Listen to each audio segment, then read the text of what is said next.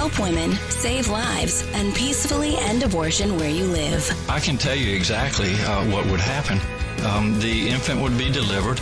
The infant would be kept comfortable. The infant would be resuscitated if that's what the mother and the family desired. You were serious about that?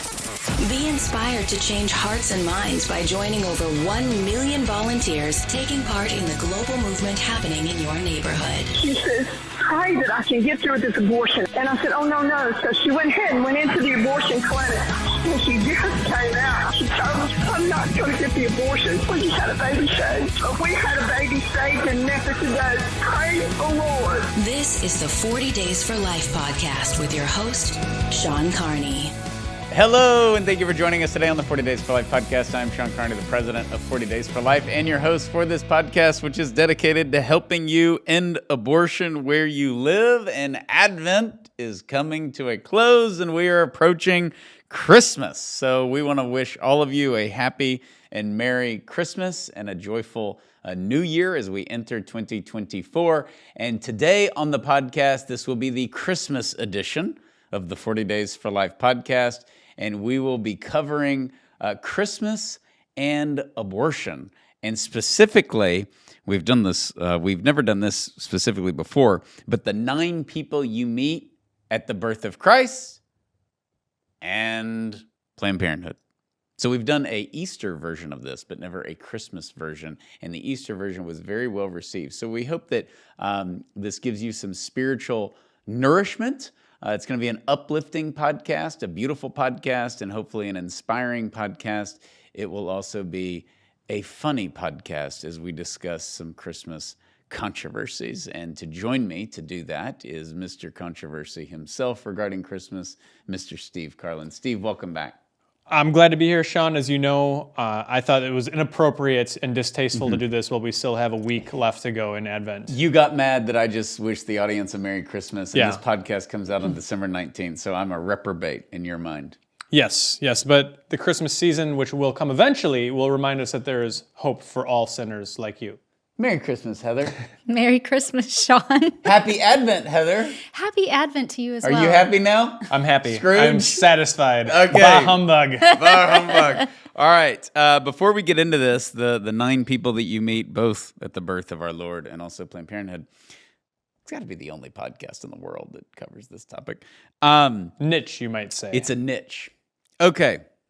I have a list of Christmas movies. Excellent. I would like to know if y'all have seen them, first off, because we have him here. Who knows? And then I think we should rank them. And then I have a controversial question for y'all that the audience has discussed. It's an ongoing debate, and we will debate it here on the podcast. And I will win the debate. I already know what it's going to be.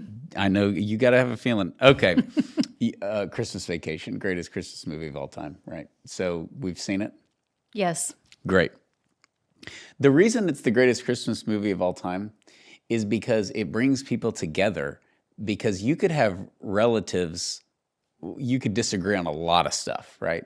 But everyone loves that movie because we've all lived that movie. I've really lived that movie, and I will spare the details, but that we can all connect, right, to somebody. That's on like the bonus podcast. If you get the uncensored, unreleased 40 Days for Life podcast, we talk about you living it. We name names. Okay, Christmas Vacation. Have y'all seen It's a Wonderful Life? Yes. Awesome. That's probably the greatest Christmas movie of all time, but it's going to be hard to make the case of, like, I love Christmas Vacation. It's going to be tough to make the case of that over It's a Wonderful Life. Why so? I'll make you make it. Well, I mean, because classic, like the everyman Christmas spirit versus Randy Chevy Chase, Cousin Eddie. Yeah, Chevy Chase is Clark Griswold is the epitome of everyday guy. He has the little coffee cup. Show it on the screen. He has the coffee cup. Is it the Tasmanian devil or something? It's just not as wholesome, one might say. This is true. I'm not sure I have a comeback for that. So, okay. A recent one, we're showing how old we are. It's really not recent. Christmas with the Cranks with Tim Allen and Jamie Lee Curtis. I've seen it. I think it's just okay. Okay, great. It's funny enough. It's to funny. enjoy. Dan Aykroyd. Yeah. But there's a very pro-life line in there when you talk about, oh, your dad's a criminal, your dad's horrible, your parents are horrible in regards to abortion.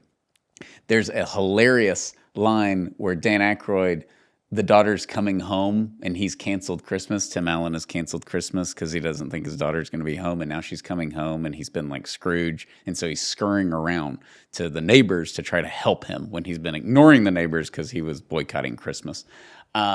I also like stuff that shows how selfish we are, and this is the perfect movie for that. But Dan Aykroyd is like, we need to do this for Claire. Why should the daughter pay for the sins of the father? Yes. Because the dad canceled Christmas. She doesn't know it. She's coming home. Yes. So they're organizing their party and all that. Anyways, They were going to go on a cruise. be on beaches. It's They the- were preparing for that. The parents. I of really the like. daughter. I thought it was okay. I saw it in the theater. I think it came out in like 05 or 06. Somewhere around there, yeah. And I was like, that's a frustrating movie. I really didn't like it. And every year, I've just like fallen in love with it. grew It's on so you. great. I think the older that I get, plus it's the nosy neighbors. Yes. It's everybody's had this moment where you're like, do we have to go home for Christmas? And they definitely have that, like, do we just have to do all this? Like, can't we? So yeah, that's a great one. I'm curious, is the other great Do We Really Have to Get Together with Our Loved Ones on Christmas film on your list? Four Yes. Christmases. 4 Christmases, Okay. yes. Parental discretion advised. But now, 4 Christmases, I haven't seen it. oh my gosh. I don't even know what y'all are talking about. It's This hysterical. is Robert wow. Duvall, Okay. Vince Vaughn, Reese Witherspoon, Wow. and Reese Witherspoon and Vince Vaughn are like shacking up, living together. They're just like totally secular, and they make up that they go on mission trips every year so they can avoid both their parents are divorced. Wow. So I absolutely love this movie. My parents are divorced. I live 4 Christmases. But as far as this version of it, which there was you got 4 Christmases, so as a kid, you're like, oh, more presents. It's like horrible, but it's true. but when I started dating Mary Lisa, so 4 Christmases, it's like a film crew followed me around. It is a documentary of my life from 2001, that Christmas, to Christmas of like 2006. It is exactly the same. But Robert Duvall makes the movie because he's the redneck dad. He's Vince Vaughn's dad. And there's just so many great lines I can't repeat. One of the other degenerates in the movie is played by Tim McGraw. Who's great in it. He's great in it. And then he wow. comes along and does 1883, and you realize he can actually act. Like, he's phenomenal in that. But he's great in 4 Christmases because he's the redneck brother. And there's so many great lines because the brothers like attack him. And Reese Witherspoon has never met their family. Okay. They've never met each other's family. John Voight is her dad. The cast is phenomenal. And what's his face is in it? Dwight Yoakam. But anyways, Dwight Yoakam. they Wow. walk in and like his redneck brothers, this is totally, I grew up with it. The redneck brothers like attack Vince Vaughn, and Reese Witherspoon's like this yuppity rich little girl. And she's like, oh my gosh, what are these, And so he like pulls her in the back and he's like, I just didn't have the time to tell you. My childhood was like the Shawshank Redemption, except I didn't have a kind, gentle black man to get me through it. I mean, it's very, very funny. And they're mocking, they hate kids. They don't want kids. It's very well set up, and it's funny. It's There's some, you might say, rude humor in it, but this actually, I think they get the message right. I do too. It has a serious side to it. I mean, people may be laughing, but it has, I would say, rude. It's got a few crude moments. There's no nudity or anything, but there's definitely some crude jokes. So we will say that as this isn't It's a Wonderful Life, but the dialogue is absolutely hysterical. And apparently Reese Witherspoon hated working with Vince Vaughn because he ad-libbed everything, which made it so funny. But That's she's like, what makes him great. Yeah, yeah. But if you're like a line by line, by the book person, it'd drive you crazy. So 4 Christmases, definitely. Jingle All the Way. Okay, with Arnold Schwarzenegger and Phil Hartman's in that. Yes. And we just have to show this clip. This is one of the greatest exchanges where Phil Hartman's kind of moving in on Arnold's family. Arnold's a workaholic. He's never available for his son. They really do that really well, actually. And so the neighbor, who's Phil Hartman, who's like friendly, is like always at the house and kind of hitting on his wife and all this stuff. Kind of groping her to put an apron on her. Yeah, but he's also got like the creepy sweater. I'm sitting here going, I think I'm glad he likes women. But yeah, it's totally inappropriate. So he calls the house and he's like, these cookies are good. You know, right. Phil Hartman's like, put the cookie down. We got to show that. Oh, Howard, excuse me, but your wife's cookies are out of this world. Who told you you can eat my cookies? Oh, these cookies. I gotta get the recipe from Les. Put that cookie down now! That's funny. So there we go. There's that clip. Yeah, I love that. So just for that line alone, it's on my list. Home Alone 1 and 2. Yes, of course. Gold. One of the greatest pro-Trump tweets ever was in 2016 when he's running and he's already the devil. And this like liberal guy, I wish I could go find the tweet. This liberal guy's like, hey, I don't really like Trump, but I'm open to voting for him. And for those of you who think he's evil, without Donald Trump, how would Kevin have made it to the elevator? Right. It's a good sequel. Like a lot of people will make the obvious crack at it. It's just Home Alone 1, but in a different place. I don't care. It's awesome. It's the plaza. They electrocute him, and you see the skeleton of Marv, and he says, "Suck brick, kid," and he throws the bricks down at him. Yeah, exactly. Excellent stuff. No, it's great. It's great. Plus, if we want to stay on like Christian pro-life Christmas topic, Rob Schneider just converted to Catholicism. He did. You know that? No, he was a big conservative, and he converted to Catholicism, and he is the doorman. Or the bellhop. The bellhop. Yeah. He's great in it. What's the tips? I think one thing that I didn't really like as a kid that shocked me about both Home Alones that still as an adult, what did this guy do for a living? Oh my gosh. Like they go to France, right? It's like, oh yeah, the dad. The house is nice. You can visit the Home Alone house. You can actually verbo it. Yes. I think it's like $1 million or something on Christmas Day. More. Oh yeah, like just for verbo. he actually wanted for Christmas. But yeah, they have a nice house. They're suburban. But I mean, what was his company? He must have been like capital investor or something. It's like where the house actually is. Like everybody lives that lifestyle. It's a super wealthy Chicago suburb. It is. Yeah. What's the suburb? Gosh, is it Naperville? No, it's not Naperville. That's where my wife is from. It might be Winnetka. I've never heard of that. It's not St. Charles. We've been there. No, I don't think so. I think it's Winnetka. We'll have to fact check this. Not Aurora. No, definitely not Aurora. But Aurora is with apologies to those of you who are listeing from Aurora. We love great 40 Days for Life campaign in Aurora, and unfortunately, you have the second largest of Planned Parenthood in the world. But Aurora is a nice place, right? Oh yeah. Yeah. Okay.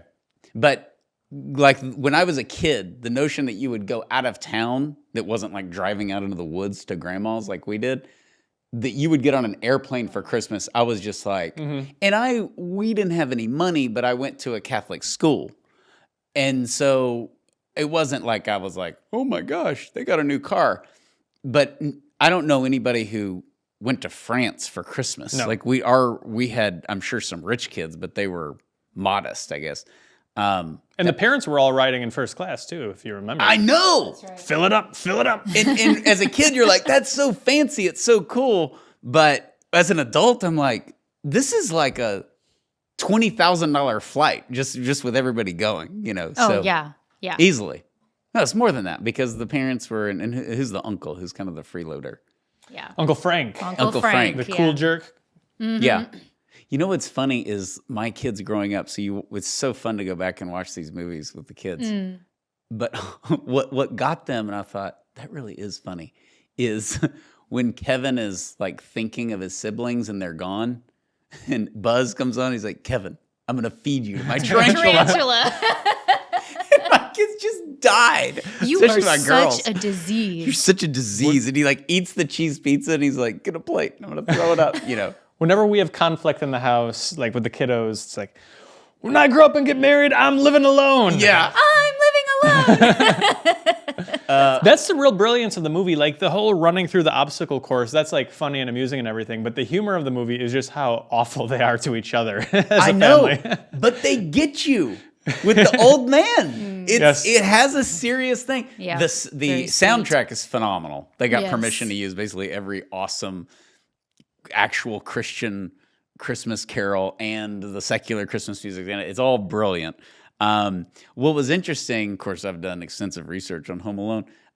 John Hughes intended this to be a movie, the way he filmed it, that you could watch in 30 years, and it was like timeless. Mission accomplished. Done. Mission accomplished. That he's like, no, there will be like, future generations, this will be one of their favorite Christmas movies. And that is hard to do.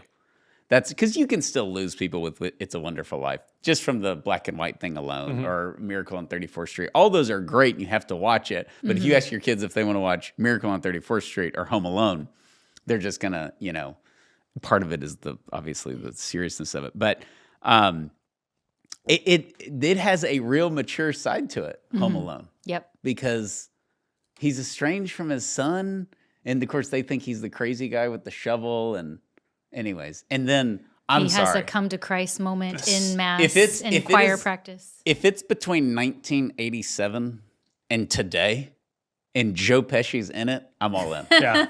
I'm all in, and that was genius. I think he had Daniel just done Stern. Goodfellas, like he had just done like those. Did he win the producer John? Did he win the Academy Award for Goodfellas? Joe Pesci. Y'all are 80s guys. We gotta ask our old film crew.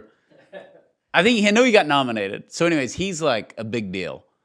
And then they put him in Home Alone, and he's just hysterical. So, okay. Apparently, I didn't watch any of the real movies because I was just watching all of the Christmas movies. Because if you're keeping track, Steve Carlin is You've running the doing table. good No, on you're this, running yeah. the table. Have you seen Jingle All the Way? I can't remember. It's kind of Okay. old, so I don't remember. Yeah, it is old. It's basically where they were like, we're just going to keep putting Arnold in movies. Yeah, it's not on my, every year I'm going to watch Home Alone with the kids. It's not on that list, so I No, just don't remember. It's not. That my kids watch Jingle All the Way, but it's not on my list that I have to watch it with you. It's mandatory. Christmas Vacation's on that list for the older kids, obviously. Christmas with the Cranks, that was the first movie we watched because it's just funny and we had a diverse crowd. Okay.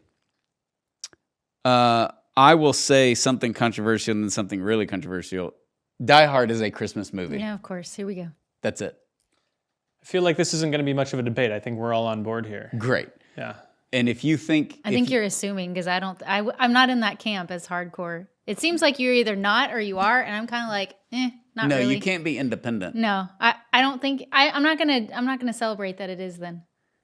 We're No, not really. celebrating it. We're stating I'm not it. gonna make I'm a celebrating. definitive statement and celebrate. Why? Everybody celebrates it. Are you kidding? That's between It's a always woman big and her debate. doctor.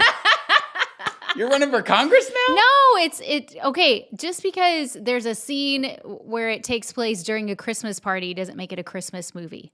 The whole thing. Now I have a machine gun. Ho, ho, ho. They're listening to... There's Christmas music all throughout. I think Let It Snow is the closing song, actually. There's Christmas music throughout. He's going... We're talking about just Die Hard 1, right? Yes, Die Hard 1. Yeah. Without Christmas, the movie doesn't happen. That's what makes it a Christmas movie. He is going to L.A. because they're separated and the McClanes are separated. Right. And he's going for Christmas. That's why he's there. Okay. Without Christmas, the movie doesn't exist. It's not like, well, this is our normal trip where we get the family together and some terrorists took over a skyscraper. He's there for Christmas. That's what seems like the main story is the terrorist story. Like the side note is he's going there for Christmas. All this bad stuff happens. That's true. With the But terrorists. it's a Christmas movie. Okay. You want to watch it. It's a Christmas movie. There's everyone. an argument against what I'm saying that Yeah. I don't think you know. No, I don't. The argument against Die Hard being a Christmas movie is that it would basically be like one of two Christmas movies or Christmas-themed movies that was released nowhere near Christmas. It was released like in August, I think, the first week of August. So it was a summer blockbuster thing. They were doing the Jaws thing. Well, there you go. And so it's unbelievable. It then went to Christmas. It became a Christmas movie. and it stayed an entire other year and had 2 Christmases in the theater. So the people have spoken. Absolutely. So that's the argument that just solidifies it, that it literally was in the theaters for 2 whole Christmases, but it was released in August. So they weren't thinking, if you want to make a good argument, like, oh, this is a Christmas thing. But it's awesome. And well, I think we can all agree it's one of the gorier Christmas films. what part? Where he hangs the blonde guy? The blonde terrace in Die Hard. The broken glass scene. Yeah. That's very bloody. Can I add a movie to your list here? Or Yeah. do you have I have one more that's controversial that I think the first Lethal Weapon's a Christmas movie. Oh, I wouldn't. That happens during Christmas. And the best thing, if we can get the clip, where Mel Gibson, who's great in it, Mel Gibson with wild 80s hair talks the guy off the ledge by jumping on. He's threatening to kill himself. And so he handcuffs himself to him, and he's nuts anyways. He's like a scarred Vietnam vet. And so he handcuffs himself to the guy and says, well, let's jump. And it's just a great scene. Do you really want to jump? Do you want to? Well, then that's fine with me. Come on, let's do it. Wait a minute. I want to do it. I want to do it. What do you mean?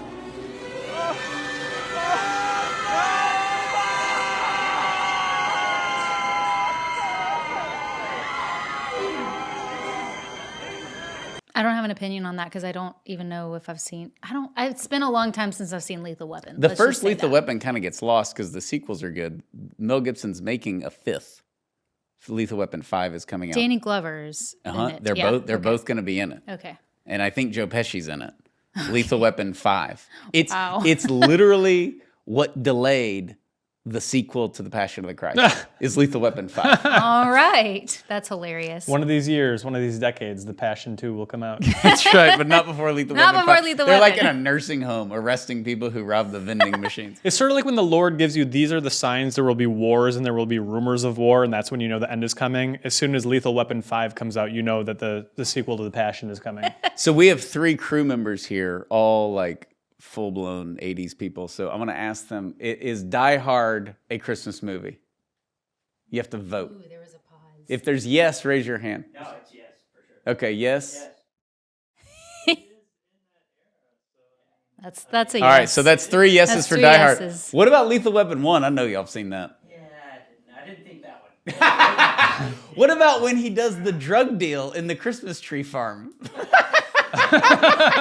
Totally Christmas. It's set during Christmas. It's set, okay, all right. And Joe Pesci did win 3 Academy Awards for supporting. Okay, and one of the first was Goodfellas. Yes. Okay, so Joe Pesci won for Goodfellas and then did Home Alone. But So what's your movie then? Have you all seen Fred Claus? oh yeah, love it, love it. I remember thinking I don't think I want to see that movie. Oh, you want to see it? I want to see it? Okay. It's gotten in my like Home Alone, It's a Wonderful Life Yes. canon of Okay. that we're going to watch this each time because. So I resisted it for years. I lived in. Like it's like marijuana or something. Well, here's the thing. I lived in Chicago when it was being filmed, and I'm like on my way to work one day, and it's April, and I'm walking down Michigan Avenue, and there's Christmas. I'm like, why'd they take the Christmas decorations out for again? And they were filming Fred Claus, so I got to walk past the set every day on my way to work, which was kind of cool. But then the reviews came out. If you go to Rotten Tomatoes, you're not gonna want to watch the movie. It's so very good. poorly rated, but. When you watch it, it's awesome. And if you want like the Vince Vaughn without like all the crudeness, I mean, he's still rude. He's like, but if you want like Vince Vaughn in a family-friendly setting where he's just rapid fire, like whatever comes to his head and all of it's hilarious, Fred Claus is great. He plays Santa Claus's unsuccessful con artist little brother. Santa Claus is Paul Giamatti. Okay. Paul Giamatti is great in it, and Kathy Bates is the mom, Yes. who of course loves little Nick, and then who's got Fred. And there is a funny scene where they come and they're at dinner, and they're like, she's like bragging on Nick, you know, who's Paul Giamatti, Santa, and it's like he just was always a good boy, and he's just done so well for himself. And Vince Vaughn, of course, is bitter, and he's only up there because he's trying to get some money. And he's like, yeah, he's done really well for himself if you consider breaking and entering a great thing. You know, I mean, it's just really, really funny. Is this a PG or PG-13 movie? I would think PG. PG, I would say, but we'll say PG-13, so the mom Just doesn't in come case. after. But It's We'll funny. look it up. Okay. It's funny. It should really be like, I'm not saying it's the classic, but it should be more highly regarded than it is. And it has a great message. Yes. It has a serious side too. And what I like about it is the strong notion they hammer away at the movie that he is in fact a saint, that he's Saint Nicholas. Oh. Yeah, that's a big theme. And so it's funny because his wife, he's like,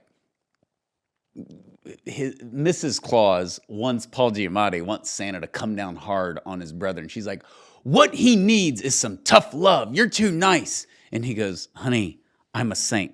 Tough love ain't exactly what I do. Like there's all those funny kind of Santa Claus reference as an actual saint who lived.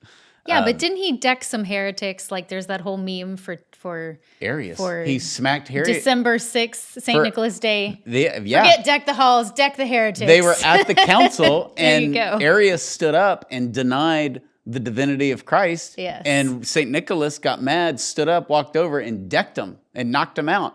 And then the other bishops, because Nicholas was a bishop, the other bishops were like, that's inappropriate. And they sent him to like a little jail cell for a few hours just to calm down. And then he came back to the council. There you go. Here's my controversial take. Arius was a total loser and he deserved it. Yeah.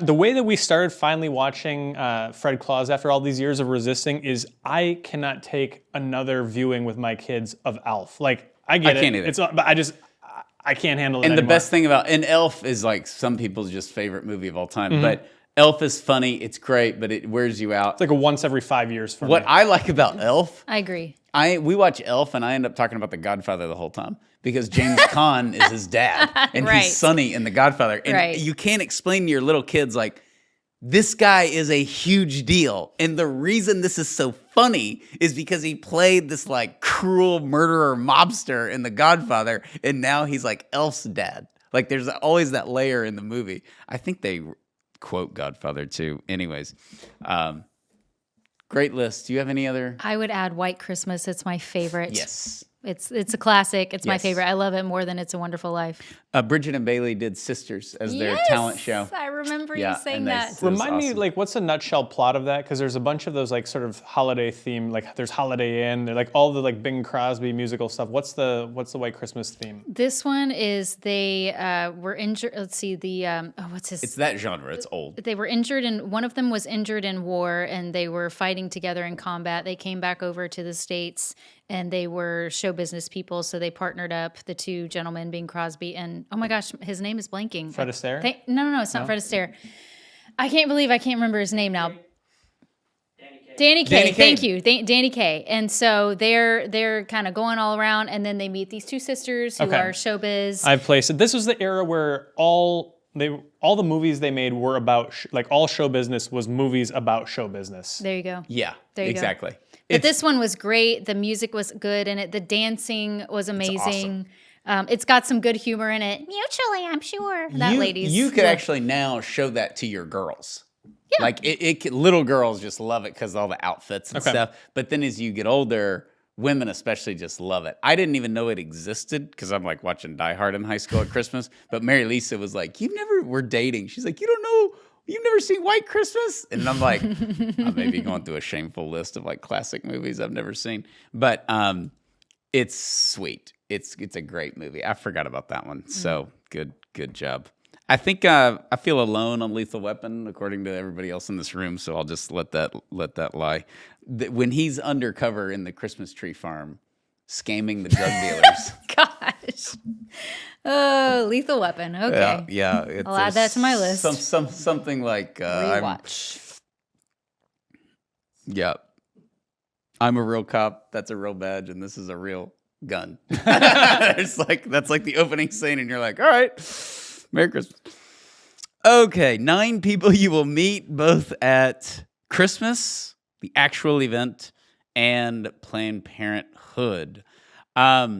So what's beautiful about Christmas that I think the world attempts to celebrate a lot. I'm not like the angry Christmas guy, just because people, everybody says it's commercialized, and it should be commercialized. The wise men gave gifts. We have to go buy gifts. So I don't mind that as a side effect. Of course, the focus of our culture is not on Christ or the birth of Christ. But I do think that there is a sense that you treat people better this time of year than you do at other times. So I'm not like the mad guy. I feel like that gets too much credit, where people are like, oh, they're putting up Christmas and it's not even Thanksgiving. And I get all that. It's like, when are the malls supposed to start putting out this Christmas stuff they're selling? According to you in the liturgical calendar, which they don't realize even exists.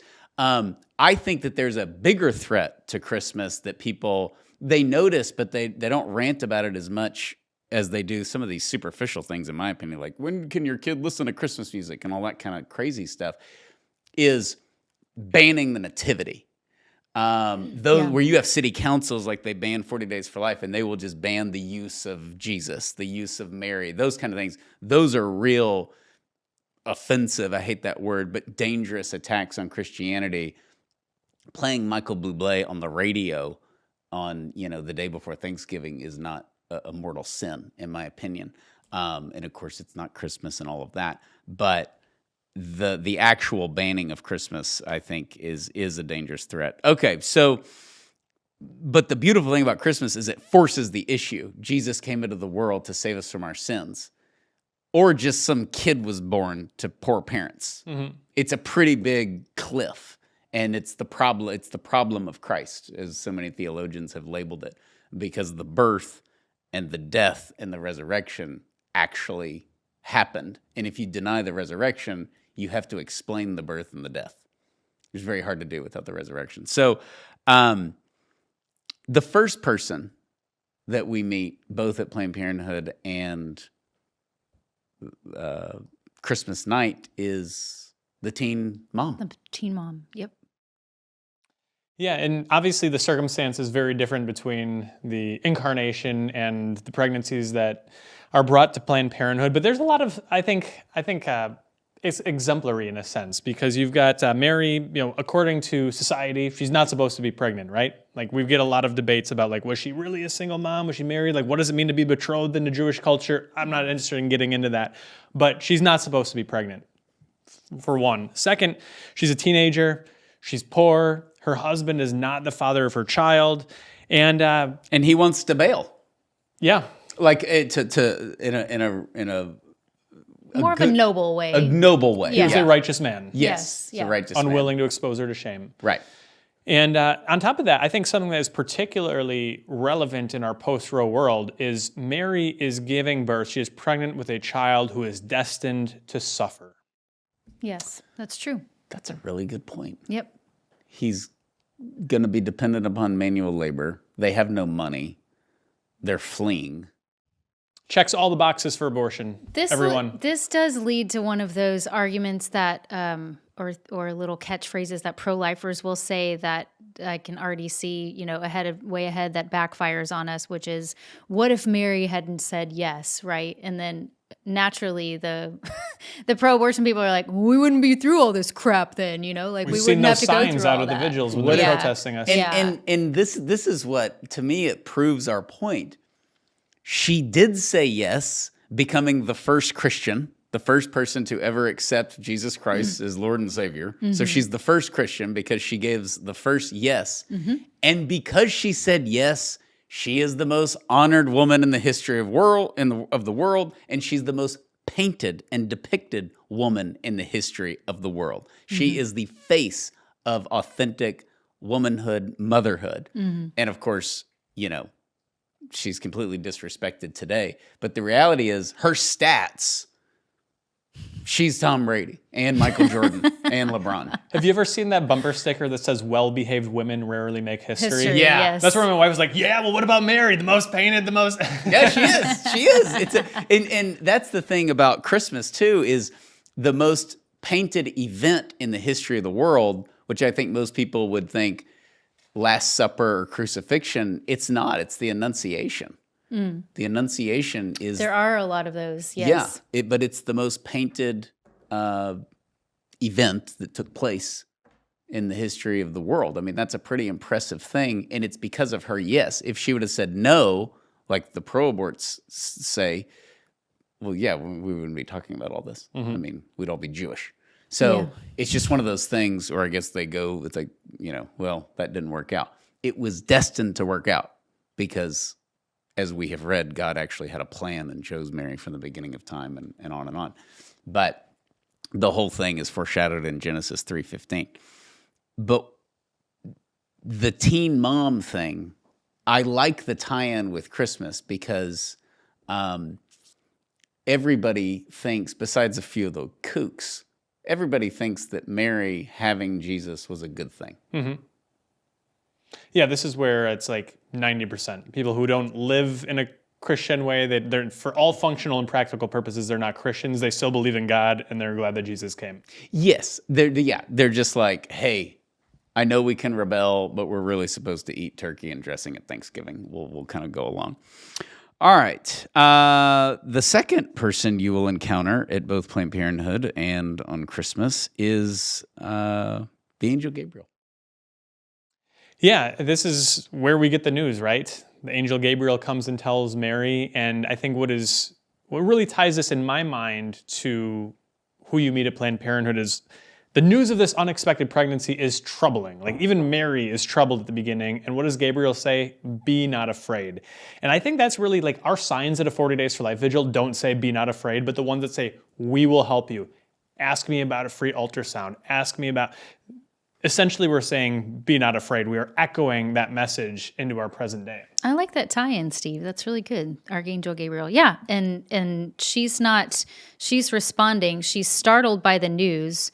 But side note, I know people get upset about the use unexpected pregnancy because there's no such thing as an unplanned or unexpected because God plans all pregnancies. But you know what we mean by all this. So hopefully we won't get any emails by that. In the world, it was unexpected. Yes, of the worldly standards. Mary didn't see it coming. We know. Mary did not see that coming. Exactly. Yeah, we get that impression. Yeah. The thing with Gabriel too at the vigils is Gabriel speaks on behalf of God. I once heard an Irish priest give a sermon about this, and he's like, "Angels don't make things up. They just don't say, 'Oh, God said this, but I'm going to do something different and tell Mary something different.'" So Gabriel's words are God's. Mm-hmm.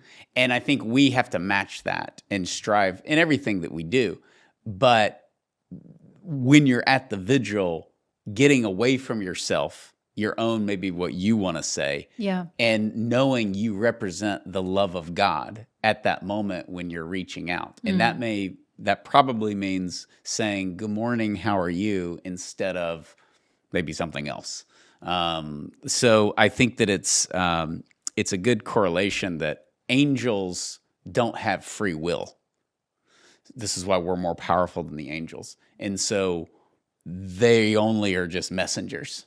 Mm-hmm. And so that's what we need to be at the vigil. We just need to be messengers. Mm. And I think it's a good mindset to have when we're out there. Okay. One of the most underrated people, Elizabeth. Mm-hmm. Mary's cousin. So this actually reminds me of a movie we could even go back and add to our list in the beginning. It's The Nativity, which was made about 12-ish years ago. I think more. I think it was maybe like 15? I think we watched The Nativity when my wife was pregnant with our first child. So it was 06. Longer. Oh, wow. Okay. It's that old. So it's that old. I thought it was a really sweet. I haven't actually seen it in a long time, so it's on my list to watch this year. In the Christmas season. But hey, the pilot from Star Wars plays Joseph, so you can't go wrong there. But there is this scene during the visitation in the movie where where Elizabeth greets Mary and she says, how can this happen to me that the mother of my Lord should come to me, which is really beautiful. And there's the scene in this movie, I think, depicts it really well. And I have this beautiful image that I actually got online. It's colored different colors, but it's from the movie. It's based on this image in the movie of the visitation.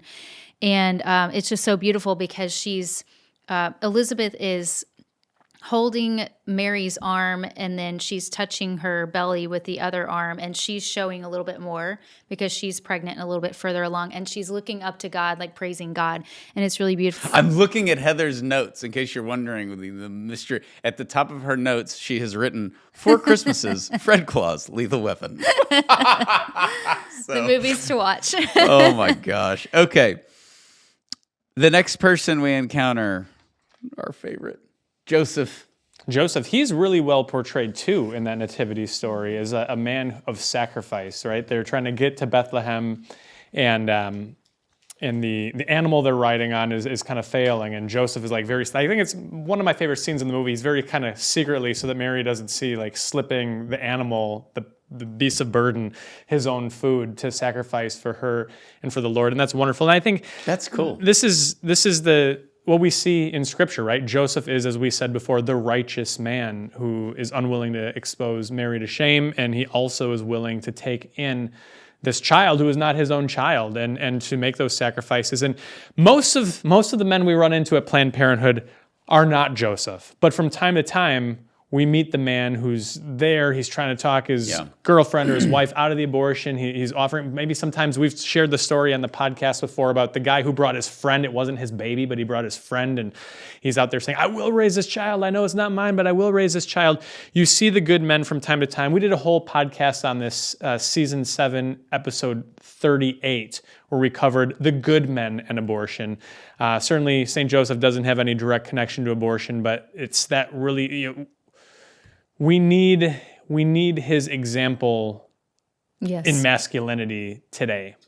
We do. And I think in the spiritual life, aside from abortion, I love St. Joseph. And what I have gained, I guess, a lot from him is his silence. Joseph is everywhere. He's like assumed in the Gospels. He's not always mentioned, but it's just he's always there. We know that he's the patron saint of a happy death because he died with Jesus and Mary at his side, which is not a bad way to go. So he's patron saint of a happy death, but it's what he doesn't say. And just the silence of St. Joseph, not because he's a coward or because he doesn't know what to say, but because it further illustrates his faithfulness to God, that he is on this mission, he has made his decision, and he's always present. But he's not talking. And as somebody who talks a lot and talks too much, that's why I love Joseph. It's the opposites attract thing. So he's such a great example for that. Okay. Ooh, we're turning. King Herod. We're encountering King Herod at Planned Parenthood. We're a long way from Elizabeth now. Don't cancel us, YouTube. So yeah, King Herod, Planned Parenthood, Christmas. A couple of weeks ago, we did the Satanist, podcast, and Satan has become like just kind of one of the guys, and you said something like Satan traditionally has been the bad guy. Yeah. King Herod is traditionally the bad guy this time of year. This makes me think it's only a matter of time before we see right next to the Samuel Alito's mom's abortion satanic. The King Herod abortion clinic. Yeah. Oh, totally. Yeah. Totally. In fact, I regret saying that because maybe it's going to be the inspiration for some evil enterprise here. That would make a lot of sense, though. Yeah, it would make a lot of sense. King Herod represents the government. Yeah. Here we go. Yeah. Let's do this. We're here today.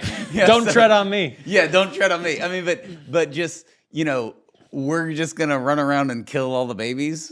Yeah. And it's because he sees the Christ child as a threat to his power. And I think that this is somewhat illustrative when we look at our modern day politicians, because how many of these politicians are honestly enthusiastic about abortion? Like, do I think that Nancy Pelosi and Joe Biden are like, yeah, we're really into this, like, struggle for reproductive rights? No, Joe Biden, for goodness sakes, voted for a constitutional amendment to overturn Roe v. Wade during his career in Congress. Yep. And so why is he turned? Why is the conversion gate only swing one way, particularly amongst politicians? It's because if you are the member of a party with a pro-abortion platform, you're either going to get in line or you're going to get kicked out of the party. We were just talking about, before we started recording, the Obamacare legislation. and how at that time there were pro-life Democrats who stood in the way of the Obamacare legislation passing for some time. Now, where do you find a pro-life Democrat? Maybe there's here and there at the state level, but federally they're gone. And so nobody has this zeal in Congress, I don't think, or in the White House to advance abortion, but they see it as central to preserving, retaining, and expanding their earthly political power. That's the base. Jesse Jackson was another example. He considered himself pro-life at one point and then changed his mind. Clinton, pro-life governor. Clinton, that's right. Jimmy Carter started pro-life. Didn't we all? The Democrats, let me push back on that and be a little positive. We get the debate we didn't get the chance to have over Die Hard. Because that is locked in stone, that it's a Christmas movie. I think the further we get from Roe, the more it gives permission to some Democratic congressmen, Texas, South Carolina, Tennessee, to say, I don't have to support abortion through 40 weeks. I did when it was Roe, but just like the Republicans got weaker on abortion, over time, as we got away from Roe, it's like, well, this is just kind of the way it is. I think that'll happen with Dobbs. I think that over time, it's just not an issue. It's up to the states. Our state has decided, and no, I don't support late-term abortion, or I'm pro-life. And it's not the end of the world because your constituency elects you. And I look at the Democrats in Texas who supported the heartbeat bill big time, because it was like, I don't know, man. Now they're talking about heartbeats, and I think we've lost this one. But if you're on the border, and you have a lot of Mexican families who are first generation or fifth generation who are all Catholic and all pro-life and are Democrats, but just won't vote for you because you support abortion, and that happens. That's a big thing now in Texas. Why not just be pro-life? Like, you don't have to do it. It's not a national thing anymore.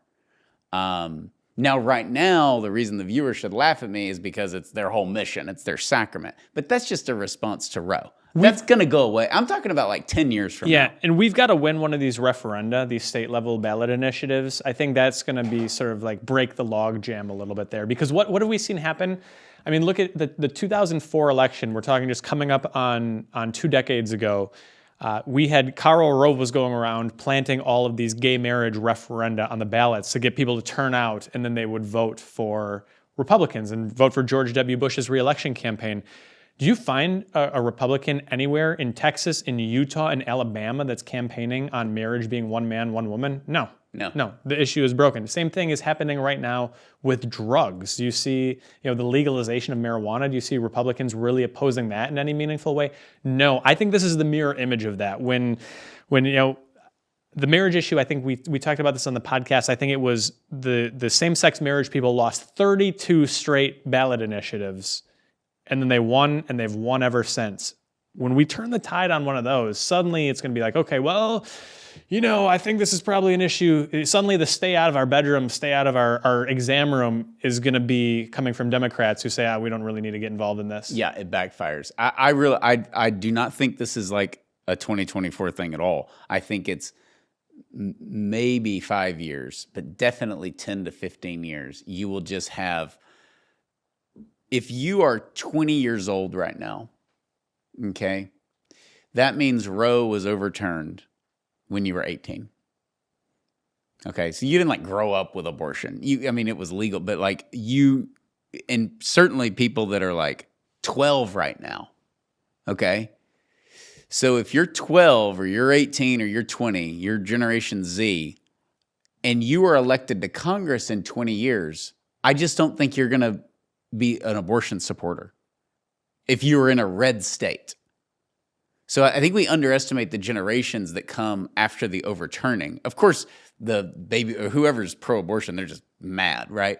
But younger kids, it just doesn't have the same impact. And it's the same with our kids. When we ask our kids about 9/11, it is something they studied. They just didn't live through. Yeah. And it's the same with Roe. And in 15 or 20 years, if they decide to run for Congress or Senate, this just isn't going to be the box they have to check like it was for Bill Clinton. Today, Bill Clinton could run for president as a pro-life Democrat.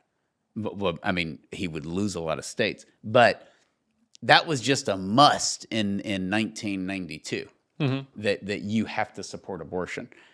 So, anyways, and he got away with it because Roe was 20 years before, So, okay, King Herod, the innocents, the holy innocents. That's who we meet in the Gospels, and it's who we meet at Planned Parenthood. Yeah, the hardest part of going to a 40 Days for Life vigil is not the people who drive by and give you the finger or curse at you. It's not the people who tell you to get a life. The hardest part is being there, watching that woman walk in with child, as they would say, and walk out, hobble out, limping, crying, physically, spiritually, emotionally broken because the life that was within her was snuffed out by the abortionist. That's the hardest part. And we encounter those children walking in, and we don't encounter them walking out because they've been lost at that point. And I think this is a hard part of the Christmas story. You think about Christmas, it's happy. You've got the wise men, they've got their gifts, you've got the nativity. Like, everything is joyful about Christmas. But we know shortly thereafter what happens, and this is a little bit of a reminder that we see the echoes of that throughout history, including in our own time. It's why red is the Christmas color, because of the shedding of blood, both of the holy innocents and then the eventual shedding of blood of Christ himself on the cross. And so that's why poinsettias were such an early Christmas tradition, and red was always a color and the color. And yeah, you think about that, it's for blood. It's this cheerful thing, and it's great, and Santa Claus is running around in a red suit, but the depth of it is as good as it gets and as rich as it gets. One of the best things I ever heard, very tragic, about, I think 11 years or so ago, a friend of mine lost his mom to a drunk driver on Christmas Eve. The family's coming back from Mass, and like they got two cars. It's a grandparents, nieces, nephews, cousins. Like the whole family's on their way back from Mass in like 2 or 3 vehicles, and one of them gets wiped out by a drunk driver, and the mom dies. Others are hurt, but she's dead. And went to her funeral, and the priest said this beautiful reflection. He said, a lot of people are asking, like, how could the Lord allow this to happen on Christmas Eve on the way back from Mass? And he said, well, the cradle exists, the manger that the Lord, the cradle that the Lord is born into, it stands in the shadow of the cross. Like, the Lord doesn't come into the world except to suffer. So yes, it's joyful, but ultimately that suffering is there. And yet, as tough as that suffering is, the bloodshed and whatnot, all of that is just 2 days before the resurrection. Yeah. And we talk about this a lot, but around the holidays, Thanksgiving, Christmas, New Year's, a lot of people die. And there's different reasons for that. But my version of that, because you've told that story many times, it's just so tragic. But my pawpaw, who served in World War II, he had like his 5th heart attack or something. And so he went in, and he was 77, and it was like the 23rd, and he was getting weaker. And my aunt, this is the Doyle, the Irish, Catholic, just say whatever on your mind at any moment. Definitely part of 4 Christmases. I remember we were like holding his hand, like praying the rosary next to my pawpaw, and it was Christmas Eve. And my aunt was totally serious. She leaned into his ear and she said, "Daddy, if you die on Christmas, I'll kill you." And and I remember thinking, she was actually mad. And I remember thinking, like, she's gonna, and I was too young to realize that he would already be. Yeah. So, but I'll never forget that. And it's very true, yet the priest is right. It's like, and he didn't. He died at 12:30 a.m. on the 26th. So my aunt's threat to him worked, and they were very much alike, so it was appropriate. But that's true, though. It is foreshadowing of the suffering, and the Catholic Church has a feast day for the Holy Innocents, all the slaughtered babies by Herod, and all the unborn children, obviously, that are killed through abortion, and it's December the 28th, if I'm correct, because the 26th is your day, St. Stephen the Martyr. Yes. I love that. But in the calendar, it's the birth of Christ, and the next day, the first Christian martyr. Yes, so as you celebrate your holiday season, in the midst of the 12 days of Christmas, don't neglect to celebrate those feast days and those who bear their names. Yes, Saint Stephen on December 26th. Very, very important. And other Stephens living on earth, maybe or maybe not in the Wisconsin area, would be happy to receive your gifts or monetary donations if they're in honor of Saint Stephen. Stocks, whatever. Exactly. So the holy innocents, it's very, very true. Okay, the kings. The three wise men. What do you think, Heather? I like the three wise men. They're often. I'm waiting for the joke about like there's wise men. There's wise men. Oh gosh, yeah. No, I wasn't gonna make that kind joke. of boring. She doesn't make jokes like that. No. She's. Well, sometimes I do. I might surprise Earlier, you. I was mansplaining something to you, and you're like, "You're just mansplaining," and I argued that we need more mansplaining in this world.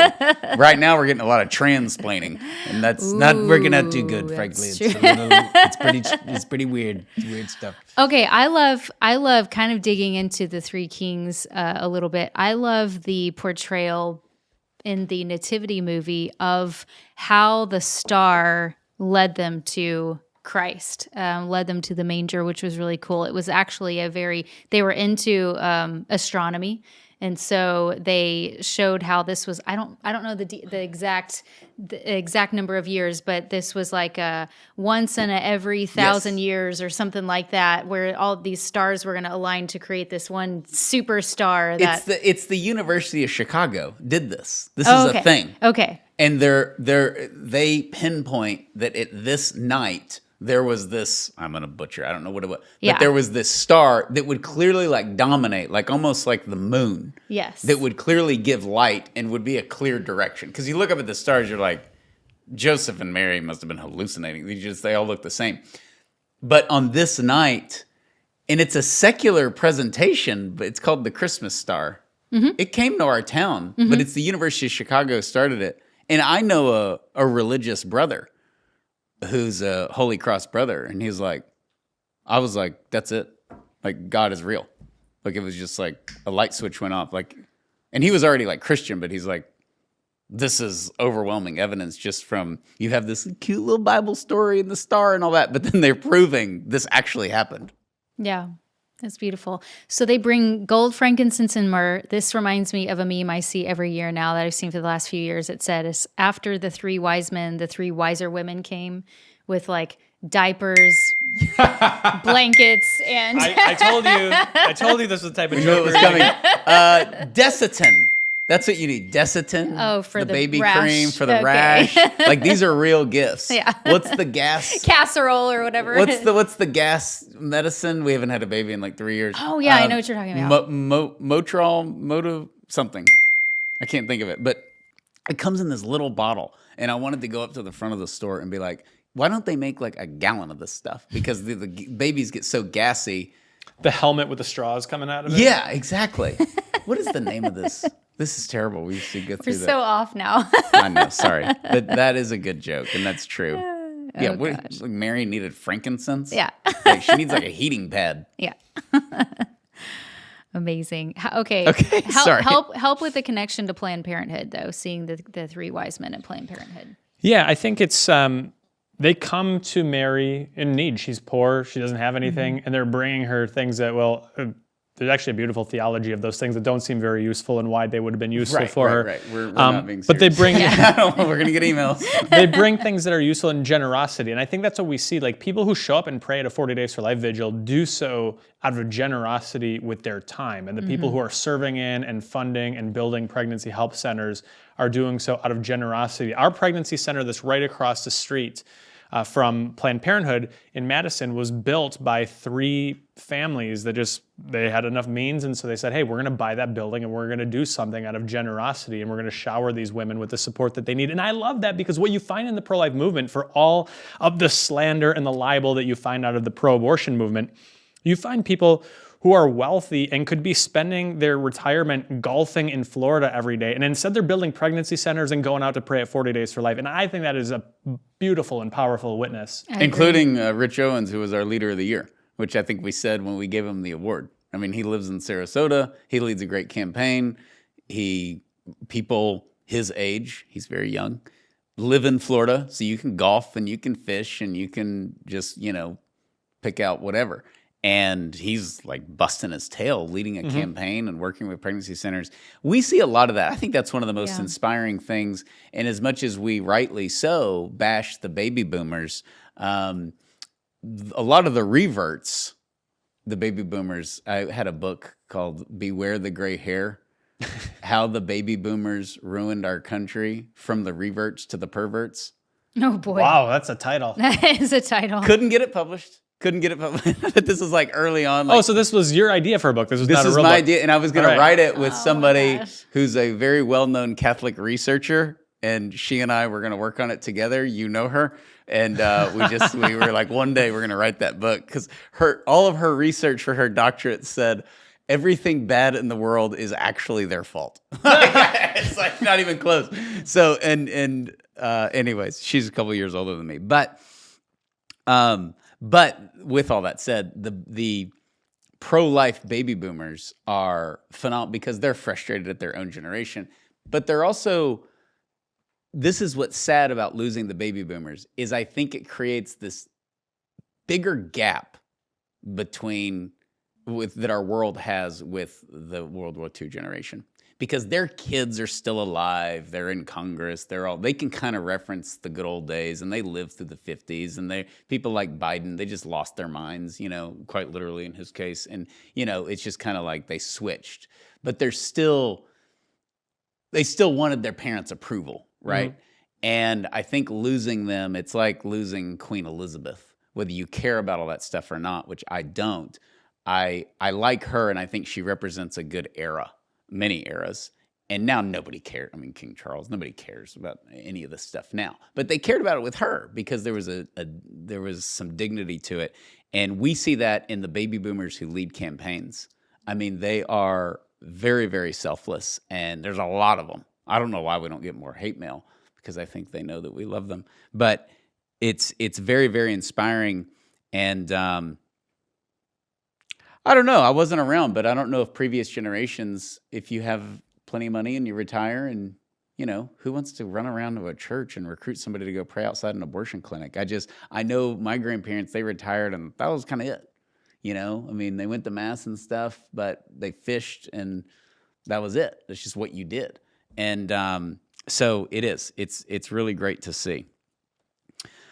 Okay, next on our list is the shepherds. We would like to say that if you see a shepherd at your 40 Days for Life vigil, don't call the police immediately. Get a picture and email us the picture at podcast@40daysforlife.com. So, if the sheep are there, we'll send you something. I don't know what it is, but something from the store. I've seen a lot of weird stuff in my time in the pro-life movement, but I have not seen sheep.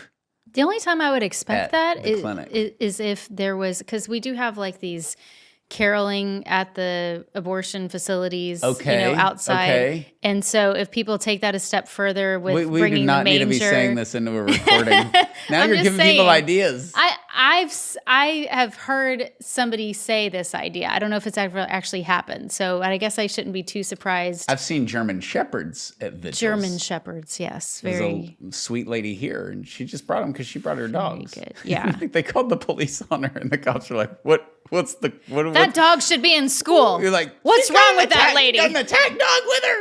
An attack dog. Oh my gosh. Attack dog, and the cops were like, it's in the public right of way with a dog. Oh my gosh. And then now you get the death penalty for that. If you do anything anti-dog, you're out. Yeah. Yeah. Planned Parenthood would be the only place you're not allowed to bring a dog, I think. Absolutely.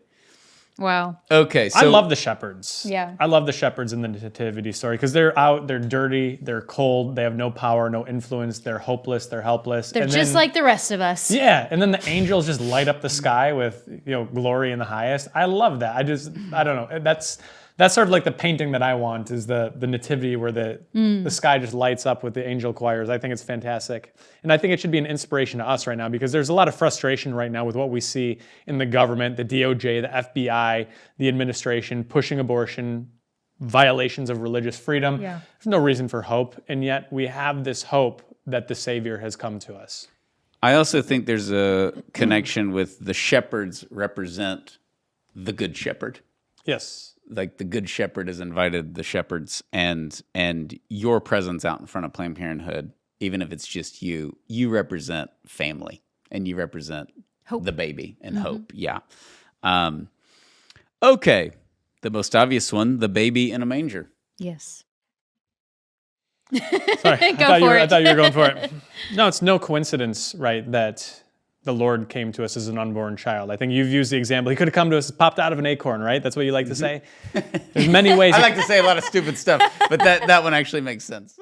Could have gotten beamed down from a spaceship. Who knows? There's a million ways that he could have come to us, but he came to us vulnerable, weak, dependent. Yeah. And also, I think this just provides us, again, with the encouragement, because the powers and the principalities are always attacking children, marriage, family, life itself. It's always been this way from the beginning. That's who the devil is. It's what he does. It's always going to be this way until death, the last enemy, is destroyed. And so we can't allow ourselves to get too down by the cable news or what we find on social media.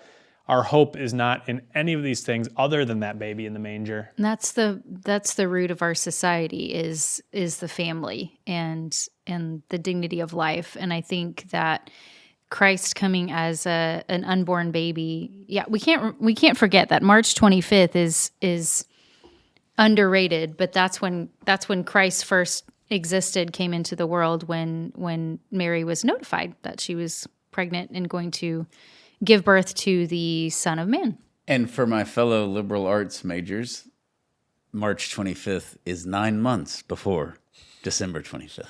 How about that? Feast of the Annunciation. Yes, there you go. Annunciation. So a great spring day. But it's kind of neat to think about too, because if you think about Mary having a little baby and knowing that this is not just any little baby, even though all life is precious, but that this is God, and she's tasked with caring for God, who is both God and man. Like he still had to have his diaper changed and still had to be taught how to speak and all of that.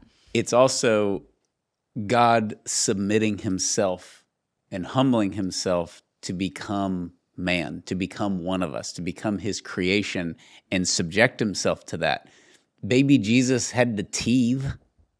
Teething is very painful, but all of us as babies were unaware of it. He wasn't. He's God. So there's that real, I'm subjecting myself to this, as you brilliantly put it. He's coming into the world to suffer. And that's what the woman is choosing to do when she chooses life. She is doing, it's a natural thing to subject yourself to pain and suffering for your child.